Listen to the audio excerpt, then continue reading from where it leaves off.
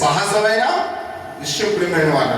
కానీ అందుకనే ప్రభు చాలా స్పష్టంగా చెప్తూ ఉన్నాడు, ఆయన పక్షపాతం లేనివాడు కనుక ఈ మాటలు మనకు చాలా ఆదరణ కలుగు చేస్తుందనే విషయానికి మనం చూస్తున్నాం. ఈ ఆదరణ కలిగించేది సత్యము అనే విషయాన్ని మనం తెలుసుకోవాలి. దేవుడు ఎంతో ఆదరణ కలిగే దేవుడుగా ఉన్నాడు అనే విషయానికి మనం చూస్తూ ఉన్నాం. ఎందుకంటే నాకు అన్యాయం జరిగింది, దేవుడు నాకు సహాయం చేయట్లేదని చాలా మంది అనుకుంటూ ఉంటారు. కొన్ని సందర్భాల్లో మనం ఏం చేస్తుంటాం, నాకేదో అన్యాయం జరిగింది, దేవుడు నాకు ఏ విధమైన సహాయం చేయట్లేదు అనే ప్రశ్నకు అనేక సార్లు మనం చూస్తాం. అనేక ప్రశ్నలు మన జీవితాల్లో మనం వేసుకుంటూ ఉంటాం.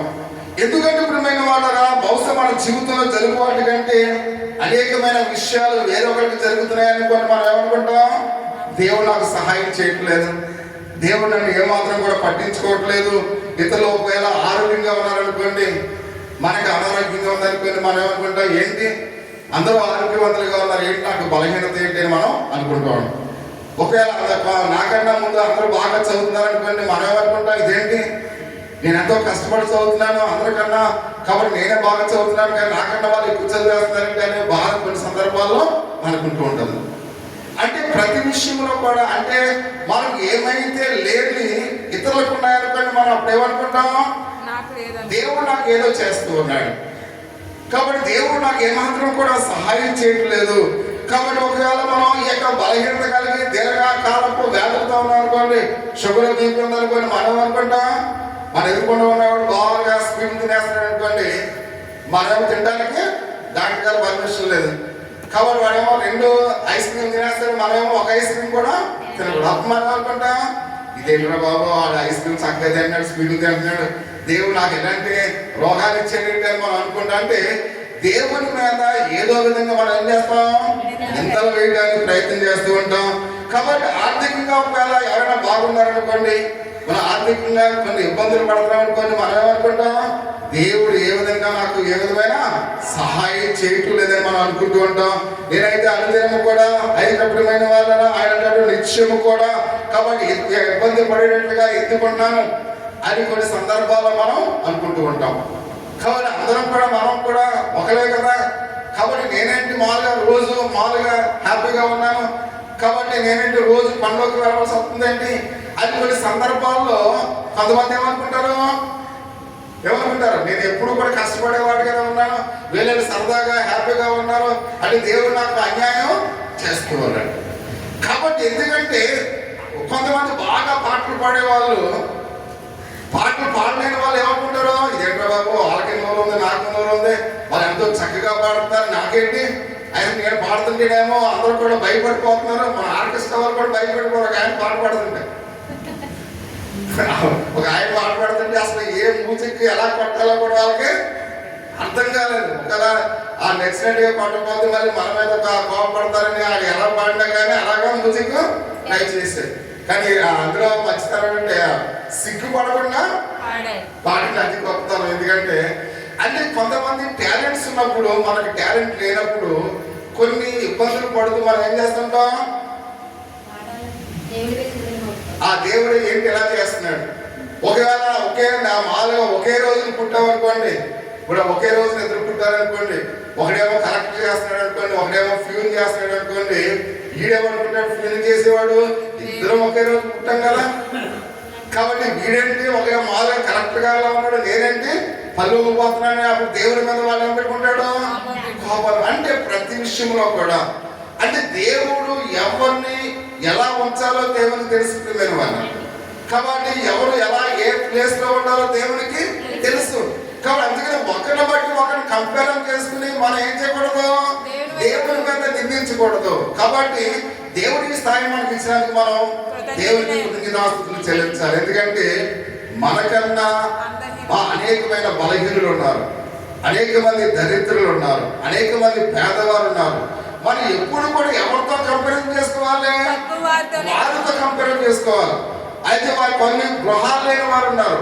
మామూలుగా మనం చూస్తుంటే ఒకసారి తెల్లవారుజామున గుడి వెళ్తుంటే ఆ ఫుట్ ప్యాక్ మీద పడుకున్న వాళ్ళు ఉన్నారు, చలిలో ఎలా ఒడిగిపోతూ ఉన్నారు.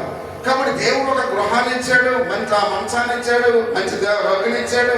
కాబట్టి దాన్ని బట్టి నీకు వందనాలు ప్రభు అని అతను చూసిన వెంటనే నా మనసులో అనుకున్నాను, దేవుడు నాకు ఇచ్చిన ఈ యొక్క వస్తువుని బట్టి దేవుడు నీకు వందనాలు.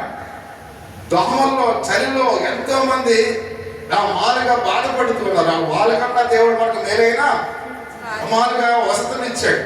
కాబట్టి వాటిని బట్టి మనం కంపేర్ చేసుకోవాలి. కానీ కాబట్టి మనము మనకన్నా బాగా ఉన్నవాడిని చూసి మనం కంపారిజన్ చేసుకోకూడదు ప్రియమైన వాళ్ళు. కాబట్టి ఎందుకంటే అలాంటి కంపేర్ చేసుకున్నప్పుడు మనం ఎవరిని చెడ్డగా చూస్తాం? దేవుని చెడ్డగా చూస్తాం. అందుకని ప్రతి విషయంలో కూడా ఆయన అనేక విషయాల్లో ఆయన మన విషయాల్లో ఎందుకు పని చేయట్లేదో మనం అనుకుంటాం. వాళ్ళు ఎందుకు అయితే ఎటువంటి సమస్యలు లేని వారుగా ఉన్నారు. నాకేంటి అన్ని సమస్యలే నన్ను వెంటాడుతున్నాయని కొన్ని సందర్భాల్లో మన జీవితాల్లో కూడా మనము అనుకుంటాం ప్రియా సహోదరి సహోదరుడా. కాబట్టి అయితే మనం చూస్తున్న వాళ్ళు ఎందుకని సమృద్ధిగా ఉన్నాయి, నా జీవితంలో ఎందుకు సమృద్ధిగా లేవు అనే విషయాన్ని కూడా మనం ఆలోచన చేస్తుంటాం, మతంలో పడుతూ ఉంటాం. కానీ దేవుడి యొక్క వాక్యం సెలవుస్తుంది, దేవుడు పక్షపాతి కాడని మనం నమ్మాలి ప్రియమైన వాడు. కాబట్టి ఆయన పక్షపాతాన్ని చూపించేవాడుగా లేడు ప్రతి విషయంలో కూడా. అంటే వాళ్ళు ఎందుకు అంత విజయవంతంగా ఉన్నారంటే వాళ్ళ టాలెంట్స్ వాళ్ళు ఏం చేస్తున్నారు? ఉపయోగించుకుని దేవుని మీద ఆధారపడుతున్నారు. కాబట్టి ప్రతి ఒక్కరు కూడా ఉన్నతమైన స్థితిగతుల్లో అయితే వాళ్ళు ఉంటూ ఉన్నారు. అంతేగాని దేవుడు వాళ్ళు ఎలా ఉంచి మనం ఎలా ఉంచున్నాం కాదు. కాబట్టి వాళ్ళు ఎందుకున్నారంటే వారి యొక్క ఆలోచనలు, వారి యొక్క పద్ధతులు, వారి యొక్క పనులు దేవునికి ఇష్టం అవుతూ ఉన్నాయి. మన ఆలోచనలు, మన పద్ధతులు దేవునికి ఇష్టం లేదు. కాబట్టి అందుకని దేవుడు మెచ్చినట్లుగా మనం కూడా ఉంటే దేవుడు మన యొక్క జీవితాల్లో కూడా ఏం చేస్తాడు? అనేకమైన కార్యాలు చేస్తాడు. కాబట్టి ప్రతి విషయంలో కూడా దేవుని మీద మాత్రము వాళ్ళు ఏమాత్రం కూడా నింద వేసేవారిగా ఉండకూడదు. దేవుడు ఏమాత్రం కూడా ఏం కాదు, పక్షపాతి కాడు అనే విషయాన్ని పరిశుద్ధ గ్రంథములో చాలా స్పష్టంగా మనం చూస్తూ ఉన్నాం. పేతురు కూడా అలాగనే తలంచాడు ప్రియమైన వాళ్ళ. పేతురు కూడా ఎలా తలంచాడు? ఫస్ట్ ఎలా తలంచాడు, తర్వాత ఎలా తలంచాడు? నేను నిషేధించిన ఏమి కూడా నేను తిన్నాను. కొన్ని లేక గృహంలో చూసిన తర్వాత ఆ సందర్భంలో ఆ ప్రజలను చూసినప్పుడు దేవుడు ఏమాత్రం కూడా పక్షపాతి కాడని చాలా బహిరంగంగా చాలా స్పష్టంగా చెప్పాడు.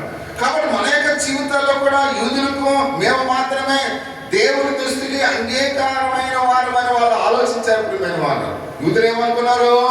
మేము మాత్రమే దేవుని ప్రజలమై ఉన్నాము, మేము మాత్రమే దేవుని యొక్క విశ్వాసులమై ఉన్నాం. ఈ అన్య జనులందరూ కూడా దేవునికి విరోధులని వాళ్ళు ఆలోచించినట్లుగా మనం చూస్తూ ఉన్నాం. కానీ ఇష్టలుగా అన్యులను కూడా దేవుడు తన కటాక్షాన్ని చూపడిపోయిన వాళ్ళు. కానీ అందుకే మనం చూస్తుంటాం న్యూ అబ్బాయి చూసినట్టే న్యూ ఇజ్రాయెల్స్ అంటే కొత్త ఇజ్రాయెల్ ప్రజలను చూస్తూ ఉన్నాం, పాత ఇజ్రాయెల్ ప్రజలను చూస్తున్నాం. పాత ఇజ్రాయెల్ ప్రజలు ఎక్కడున్నారు? ఓల్డ్ టెస్టిమెంట్ లో ఉన్నారు.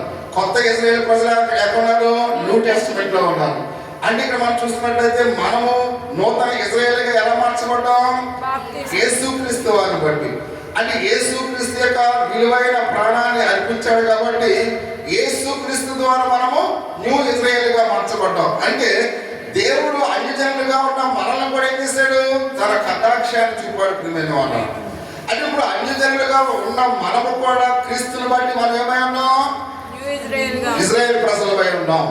అంటే ఇప్పుడు ప్రభు అందరికి ప్రభు అయి ఉన్నాడు అనే విషయాన్ని ఈ మాట ద్వారా మనం చూస్తున్నట్లుగా మనం చూస్తూ ఉన్నాం. అందుకనే అన్యజనులు కూడా దేవుని కటాక్షాన్ని చూపి ఉన్నాడు కనుక కొంతవరకు మనం పొందుకునే. కానీ దేవుడు పక్షపాతి కాడు వినవాడు. దేవుడు పక్షపాతి ఏమిటైనా కాదు. చూడండి, నక్షత్రాలు మాలు మనం చూస్తున్న రాత్రులు అవి ఎవరు గృహాలలో నుంచి చూసినా కానీ కనిపిస్తూ ఉంటాయి. కాబట్టి ఈ యొక్క మనం చూసినట్లయితే ఇక్కడ ఈ యొక్క భూమి మీద ఎవరున్నారు? పాపులు ఉన్నారు, మంచి వాళ్ళు ఉన్నారు, చెడ్డ వాళ్ళు ఉన్నారు, నీతి కలిగిన వారే ఉన్నారు. కానీ దేవుడు పక్షపాతం కలిగి ఉన్నట్లయితే నీతిమంతులకు మాత్రమే వాళ్ళు చూస్తే నక్షత్రాలు కనపడాలి. కానీ పాపులు చూసినా కనపడితే, మంచి వాళ్ళు చూసినా కనపడితే, చెడ్డవాళ్ళు చూసినా కనపడితే. అంటే దేవుడికి ఏమి లేదు, పక్షపాతం లేదు. వర్షం కురిస్తే మారడుపల్లిలో అందరి గృహాల మీద కురిస్తే, అంతేగాని ఒక గృహం మీద కురిసి ఒక గృహం మీద కురవకుండా మన దాన్ని బట్టి మనకి ఏం తెలుస్తుంది? ఆయన పక్షపాతం కాదు. అంటే వర్షం కురిస్తే అన్ని గృహాల మీద కురుస్తుంది, అన్ని పొలాల మీద కురుస్తుంది. అది నక్షత్రాలు అందరు చూసినట్లుగా ఉంటాయి. సూర్యోదయం అందరికీ ఒకటే, అంతేగాని మనకు మాత్రం 6 గంటలకు వచ్చి వేరే వాళ్ళకి 7 గంటలకు వచ్చేది కాదు. సూర్యోదయం అంటే మన భారతదేశంలో ఒకేసారి అది ఏం చేస్తుంది? ఉదయిస్తుంది. అంటే ఈ మాటల ద్వారా మనం ఏం తెలుసుకోవాలి? దేవుడికి ఏ మాత్రం కూడా పక్షపాతము లేదు అనే విషయాన్ని చాలా స్పష్టంగా బహుసూటిగా ఆయన చెప్తున్నట్లుగా మనం చూస్తూ ఉన్నాం. అంటే అంత మాత్రమే కాకుండా ఎంతకన్నా ముఖ్యమైనది, యేసుక్రీస్తు వారు శిలువ మీద మరణించినప్పుడు ఆయన ఎటువంటి పక్షపాతాన్ని చూపలేదు. ప్రియమైన వాళ్ళు, శిలువ మీద మరణించినప్పుడు కూడా ఆయన ఏమాత్రం కూడా పక్షపాతం చూపించలేదు. అంటే ఆయన శిలువలో వేలాడబడుతున్నప్పుడు ఆయన మనను, మీరు స్త్రీలై ఉన్నారు, మేము పురుషులై ఉన్నాం కాబట్టి పురుషులందరి కోసం నేను మరణిస్తున్నాను ప్రభు ఎక్కడ కూడా చెప్పలేదు. అంటే అందులో కూడా పక్షపాతాన్ని ఆయన చూపించలేదు. అంటే ఆయన ఈ లోకములో పుట్టినది మొదలుకొని ప్రతి ఒక్కరు కూడా, చిన్నపిల్లలైనా పెద్దవాళ్ళైనా స్త్రీ అయినా పురుషులైనా అందరి కొరకు తన ప్రాణాన్ని అర్పించాడు. అంటే యేసుక్రీస్తు వారు ఏ విషయములో కూడా ఏం చూపించలేదు? పక్షపాతము చూపించలేదు అనే విషయాన్ని పరిశుద్ధ గ్రంథంలో చాలా స్పష్టంగా ఆయన చూపిస్తున్నట్టుగా మనం చూస్తూ ఉన్నాం. లేక నేను ధనవంతుల కోసం చనిపోతున్నాను, నేను పేదవాళ్ళ కోసం చనిపోతున్నానని ఎక్కడ కూడా ఆయన చెప్పలేదు. ప్రియమైన వాళ్ళ, నువ్వెంత దరిద్రుడు అయినా, నువ్వెంత ధనవంతుడు అయినా, నువ్వెంత పేదవాడు అయినా మనందరి కొరకు యేసయ్య మరణించాడు. అంత మాత్రమే కాకుండా అయితే మనం చూస్తూ ఉన్నాం, మనమైతే మనల్ని ప్రేమించే వాడిని మనం ప్రేమిస్తాం, మనం ఎవరైతే గౌరవిస్తున్నారో వాళ్ళనే మనం ప్రేమిస్తాం, మనకి ఎవరైతే విలువిస్తున్నారో వాళ్ళనే మనం ప్రేమిస్తాం. కానీ యేసుక్రీస్తు వారు తనను కొట్టిన వారి కొరకు తన ప్రాణాన్ని అర్పించాడు. ప్రియమైన వారు, తన పిడుకుదులతో గుద్దేవాడి కోసం కూడా ఆయన తన ప్రాణాన్ని ఇచ్చాడు. అంటే శత్రువుల కోసం కూడా తన ప్రాణాన్ని అర్పించాడు. అంటే అందులో కూడా ఆయన ఏం చూపించలేదు? పక్షపాతము చూపించలేదు అనే విషయానికి మనం చూస్తున్నాం. అంటే తన శత్రువులు కూడా ప్రేమించాడు, శత్రువుల కొరకు కూడా తన ప్రాణాన్ని అర్పించాడు. ఆఖరికి తన ముఖం మీద ఉమ్ము వేసిన వాడిని కూడా ఆయన వాళ్ళ కొరకు కూడా ఆయన ప్రాణాన్ని అర్పించాడు. ప్రియమైన వారు, అక్కడికి ఇక్కడ ఇష్కరియోతు యోధ కాబట్టి చివరి వరకు మారతాడేమో అని యోధా గురించి ప్రభు ఎంతో ఆలోచన చేశాడు. కానీ యోధా చివరి వరకు ఏమాత్రం కూడా ఆయన పశ్చాత్తాపాన్ని కలిగి లేని వాడిగానే ఉన్నాడు అనే విషయాన్ని మనం చూస్తూ ఉన్నాం. అది ప్రతి ఒక్కరి విషయంలో కూడా, అంటే దేవుని యొక్క విశ్వాసంలో దగ్గర ఆయన నీ కోసమే ఆయన తన రక్తాన్ని చిందించి ఉన్నాడు అనే విషయాన్ని ఇప్పుడు కొన్నేళ్ళకి ఎవరు బోధిస్తున్నారు? పేతురు గారు బోధిస్తూ ఉన్నాడు. అక్కడ జన సమూహానికి క్రీస్తు కొరకు చెప్తూ ఉన్నాడు. క్రీస్తు ఏ విధంగా ఈ లోకానికి వచ్చి ఆయన మరణించాడు, ఏ విధంగా ఆయన అందరి కొరకు కూడా ఏ మాత్రం కూడా పక్షపాతం చూపించలేదు. ఒక శక్తివంతమైన ప్రసంగాన్ని కొన్నేళ్ళు యొక్క ఇంటిలో ఉన్న వారందరూ కూడా విన్నారు. ప్రియమైన వారు, అందుకనే మనం చూసినట్లయితే శక్తివంతమైన ప్రసంగము ఏది? సువార్త మాత్రమే.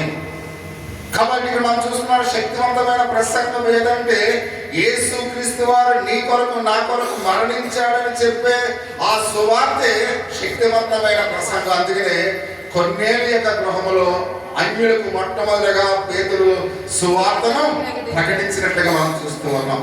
అదే ఇక్కడ మనం గమనించినట్లయితే బాగా ప్రపంచంలో ప్రసిద్ధి చెందిన సువార్త బోధించే ఒకే ఒకరు ఉన్నాడు. ఆయన ఎవరు చెప్పాలి? ఎవరైనా కేఎఫ్ పాల్ గారు. అంటే కేఎఫ్ పాల్ గారు అందరూ కూడా అతని క్యాపిటల్గా చూస్తారు, కానీ నిజమైన సువార్త ప్రకటించేవాడు కేఎఫ్ పాల్ గారు ఒక్కరే ప్రపంచంలో.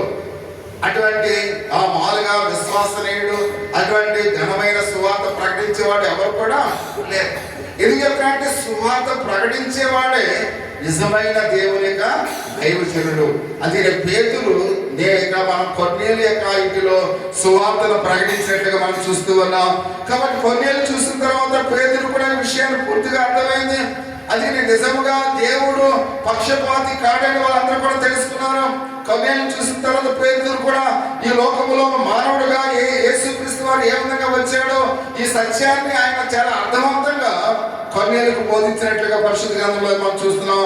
కొన్నేళ్ళు దీనిని నమ్మాడు. ప్రియమైన వాళ్ళ, కొన్నేళ్ళు దేవుని యొక్క సువార్తను అంగీకరించి నమ్మినట్లుగా మనం చూస్తూ ఉన్నాం. కాబట్టి ఆ రోమిలో ఇంటి వారందరూ కూడా పేతురు అప్పుడే ఏమిచ్చాడు, బాప్తిసం ఇచ్చినట్లుగా మనం చూస్తున్నాం. అంటే కొన్నేళ్ళు ఇంటి వారందరూ కూడా రక్షణ పొందారు వాళ్ళు. ఎందుకంటే దేవుని యొక్క సువార్త వారి యొక్క హృదయాల్ని తెరిచినట్లుగా మనం చూస్తూ ఉన్నాం.